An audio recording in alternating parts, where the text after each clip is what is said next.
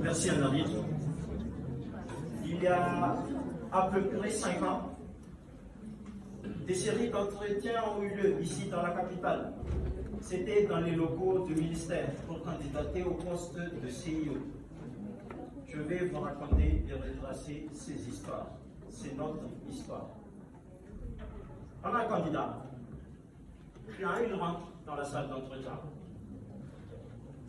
devant lui, il y a le membre du jury. Et juste en face, une chaise où notre candidat pouvait s'asseoir. L'entretien démarre. Présentation, série de questions, réponses. Et à un moment, un membre du jury va prendre la parole. Le CV de notre candidat à la main.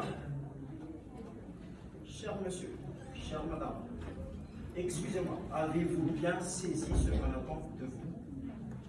On va vous demander de conseiller des jeunes en insertion. Je regarde votre profil et expérience zéro. Ne seriez-vous pas un frein au projet? Et vu votre âge aussi. Cette histoire, je vais la poursuivre, mais pour bien nous remettre dans les contextes, on va observer comme il se doit. J'invite mes collègues des CIO à se lever, s'il vous plaît.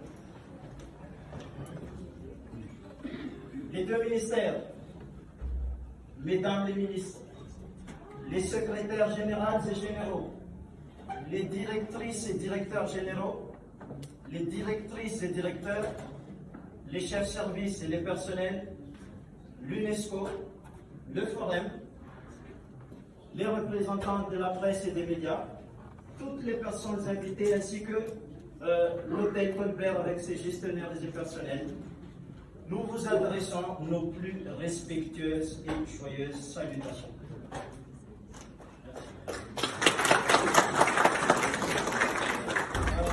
Respectueuse, c'est vrai que vos cet événement sont vous. Joyeuse, plus joyeux que nous aujourd'hui, c'est hors sujet. Il n'y a pas moyen. Il n'y a pas moyen. Donc, on va poursuivre l'histoire de notre candidat. Je vous demanderai tout simplement de retenir à partir d'aujourd'hui que c'est notre histoire, ce n'est plus un candidat, c'est tous les CIO. Alors ça s'est passé, ça s'est produit parce qu'il a eu un oui. Le ministère a dit oui en accordant sa confiance. L'UNESCO a dit oui en accordant son soutien. Le Forum a dit oui en accordant au CIO une formation de qualité. Et le CIO lui-même a dit oui en ayant confiance en lui-même et en s'engageant. Ce candidat ou cette candidate a réussi et est parmi nous aujourd'hui. Je vais vous retracer très exactement ce qui s'est passé depuis cet entretien et vous comprendrez l'importance de cette histoire. Depuis cet entretien, il a eu plus 5 ans et plus 18 mois de formation et d'exercice du métier. L'entretien s'est terminé avec des doutes plus qu'évidents. Rappelez-vous, je vous avais dit, il y avait des doutes au départ. Mais des semaines plus tard, on nous appelle. Alors, vous avez passé un entretien à telle date, votre candidature a été retenue par le ministère. C'est ici que j'ai envie de remercier le ministère de l'enseignement technique et de la formation professionnelle. Merci pour la confiance dont vous avez fait preuve.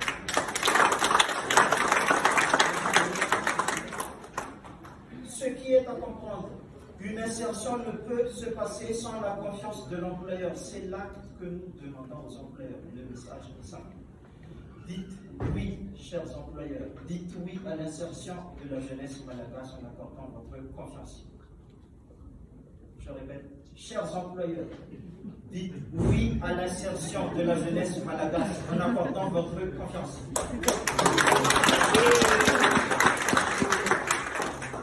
On continue notre histoire. Nous voilà dans l'exercice du métier. C'était très loin d'être simple. C'était très loin. Je vais vous poser une question. Vous faites quoi quand vous envoyez vos enfants à l'école? Qu'est-ce qu'ils font les premiers jours? Ils pleurent. Des pleurs, Ah oui. des plaintes. C'est honteux, c'est gênant. c'est exactement l'image que nous avons des CIO dans les premiers temps. Des pleurs et des pleurs. C'est ici que je remercierai l'UNESCO. L'UNESCO a fait preuve d'un soutien sans égal. L'UNESCO est au CIO ce que les parents sont aux enfants. Je ne demanderai pas à Mme Brimandine et Mme Narella comment avez-vous fait pour nous supporter.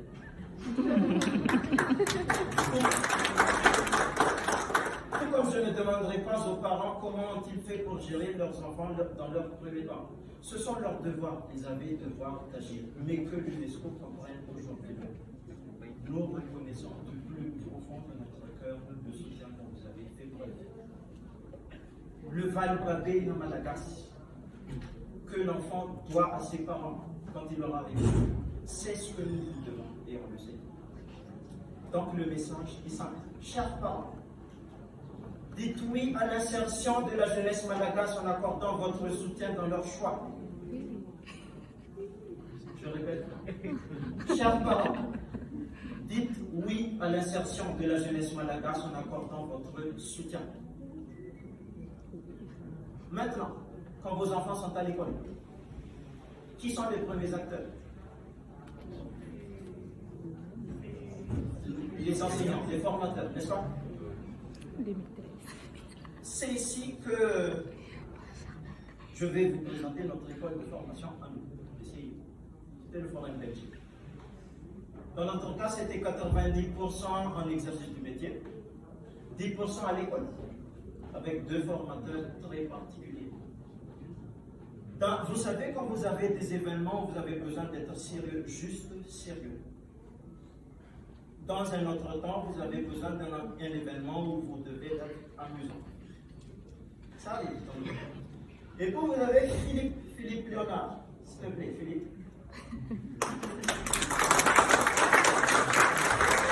Philippe, il va venir vous dire quand vous avez besoin du sérieusement amusant, venez me voir. Ensuite, les analyses et innovations dans les pratiques sociales et pédagogiques, la luthopédagogie et la pédagogie active. Voilà des termes qui parlent particulièrement de Dominique Michaud. Dominique Michaud, c'est la bienveillance incarnée. Elle positionne votre bien-être au centre de ses préoccupations. Mesdames, Mesdemoiselles et Messieurs, Philippe Léonard et Dominique Michaud, nos formateurs, cet homme et cette femme nous ont plongé dans leur culture, leur manière d'être et leur manière de faire. Nous avons hérité de cette culture et on va transmettre cette culture à la jeunesse malagasy. Le Forum a dit oui au CIO en nous accordant une formation de qualité. Le message est simple. Je m'adresse au centre de formation. Tous les acteurs dans les formations, dites oui à l'insertion de la jeunesse malagasy en accordant une formation de qualité.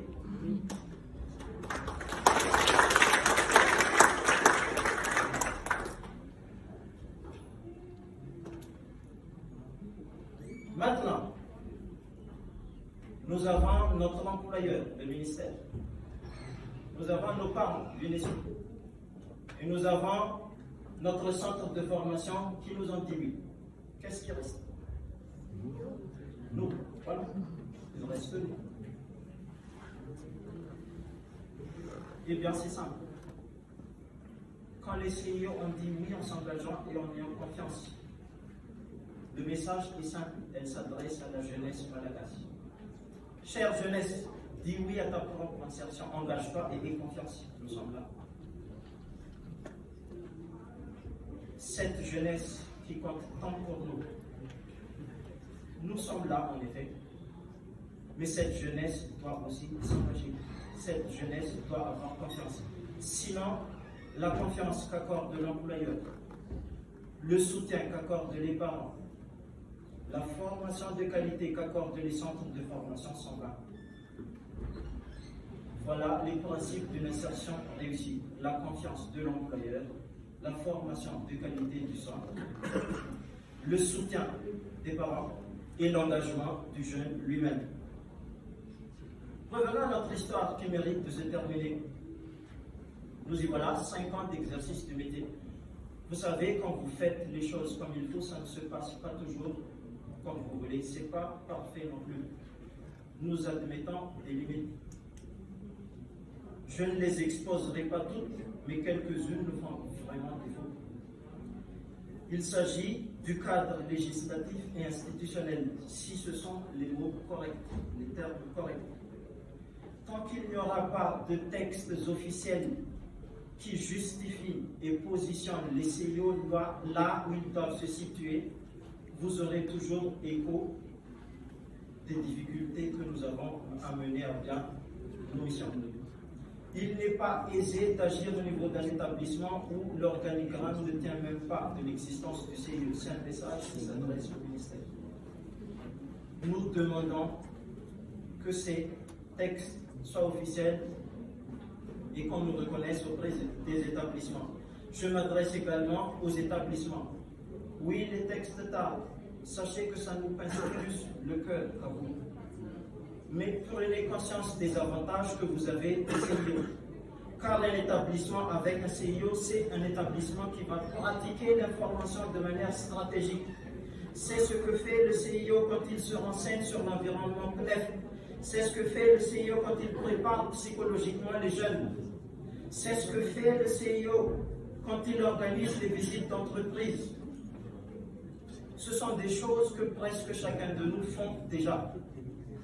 Un établissement avec un CIO, c'est aussi un établissement qui pratique la sensibilisation de manière organisée. Les activités telles que les journées portes ouvertes, les forums de l'emploi et même jusqu'à la création des outils de communication. Ce sont nos exercices favoris, mesdames et messieurs. Nous sommes assez fiers d'une collègue particulière parmi nous qui, en une journée porte ouverte, a touché pas moins de 500 cibles. Ce sont des personnes en une journée porte ouverte. Pour vous dire que ce sont des faits. Ce ne sont plus des rêves, c'est réalisé. Les relations partenariales deviennent fluides. Un établissement avec un CIO, c'est un établissement qui peut se tenir debout et fièrement devant les partenaires potentiels. En général, chaque établissement a des arguments. Mais le CIO, grâce aux techniques de négociation et techniques commerciales qu'il aura apprises, va pouvoir mettre en évidence et en lumière ses arguments. Nous pensons particulièrement à un collègue qui, par son fort potentiel en la matière, permet à son établissement de pratiquer l'alternance qui n'a rien à envier aux écoles supérieures. On parle d'un lycée technique, mesdames et messieurs. L'alternance s'y pratique bien meilleur que d'autres écoles supérieures. Et c'est grâce au fort potentiel du CIO. Ça ne s'arrête pas là. Sachez que nous suivons les apprenants dans leur parcours dès qu'ils intègrent la formation et même en post-formation. Nous pensons particulièrement à un collègue qui vient de livrer son rapport d'entretien post-formation. On a tout fait pour que ça fonctionne, mais parfois ça ne fonctionne pas. Et on ne s'arrête pas là. On va aller chercher pourquoi ça n'a pas fonctionné et on apporte des mesures correctrices. C'est comme ça que ça doit fonctionner et ça fonctionnera comme ça parce que le CIO est là. L'insertion en stage est un emploi et notre finalité. Si vous tombez sur ce collègue en particulier, il est parmi nous, il va vous expliquer comment est-ce qu'il a fait pour insérer d'un seul coup plus de 150 apprenants en stage. Et pour terminer, un établissement avec un CIO, c'est un établissement qui ne souffre plus en termes d'élaboration de documents administratifs. Certains parmi vous pourraient rigoler de ce dernier point. Mais croyez-moi, ce n'est pas toujours évident, les documents administratifs. Surtout ceux liés au stage. Donc, mesdames, mesdemoiselles et messieurs, voilà les résultats quand l'UNESCO, le ministère et le Forum nous ont dit oui et on s'était engagés. C'est pourquoi je m'adresse maintenant à chacun de nous. Oui à l'insertion de la jeunesse malagasy. Et nous allons répéter après moi. À 3. 1, 2, 3. Oui à l'insertion. Encore une fois, oui à l'insertion de la jeunesse malagasy. Merci à tous.